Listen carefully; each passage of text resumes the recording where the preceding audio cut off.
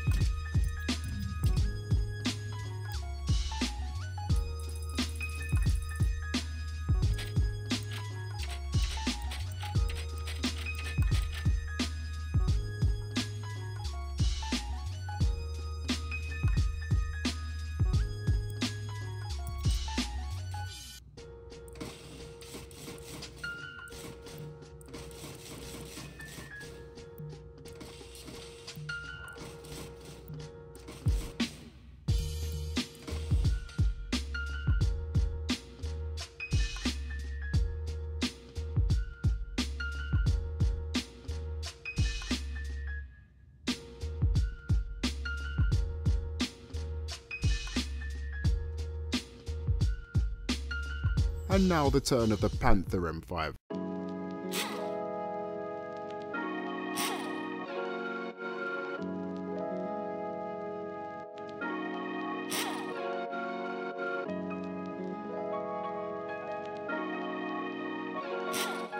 The report found alcohol was freely used in crew quarters.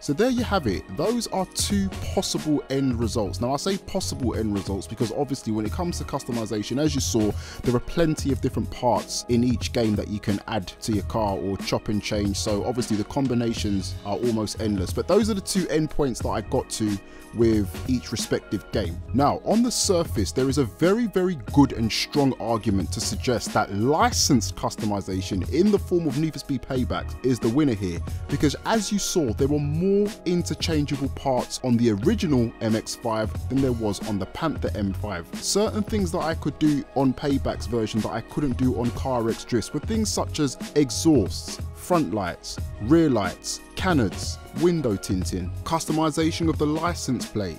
There's also the ability to add neons as well as tyre smoke, which I didn't do because I haven't unlocked yet. So with that being said, surely license customization won. Surely it won the battle here. I mean, it was a walkover. Or was it? Because if you remember at the start of the video, my whole argument was that with non-licensed cars, what you've got is the ability to go further. You've got the ability to do things that you cannot do in terms of executing a more aggressive and expansive look. Yes, CarX Drift Racing had less changeable parts, but the ability to remove the hood, the ability to have parts of the engine actually exposed through the actual hood itself, the ability to remove the front bumper and expose the skeletorial structure, the ability to have the intercooler exposed, the ability to remove the actual headlights themselves as well as the rear lights, the ability to strip away parts of your door. What this all meant was that even with less changeable parts, you still ended up with an end result which was a lot more expansive in its end product than that of the licensed car. Now, this argument can go blow for blow. There are so many different plus points and negative points of each. For example, if you go fully licensed, then you've got the ability to have kits from Varis, kits from Rocket Bunny, kits from Ben Sopra, Liberty Walk, etc. Also, there's an argument to say that even though there were certain parts of the car that you weren't able to customize on the Panther M5, it's unlikely that that had anything to do with them not being licensed, and it's probably more to do with that development studio just not having enough manpower to actually produce those parts, and can more than likely be added in at any time. So this is where I'm going to hand it over to you guys. This is where I'm going to open the floor up to you fine people, as I always do, as part of one of Bourne's discussions. Where do you sit in this whole debate about non-licensed customization versus licensed? Non-licensed cars, I should say, versus licensed cars. Now, I may do another one of these videos if the feedback on this is positive, if we get enough views, if we get enough likes, then I may compare another two cars. I'm thinking of comparing maybe the R34 Skyline across both of these games in our search and quest for answers. But nevertheless, leave your comments down below. I will try to read every single one of them, and as always, try to reply to them as well. If it's your first time around here, I wish you a born welcome. Be sure to hit the like button, hit the subscribe button, and I'll see you when the next video comes out. Take it easy. Peace.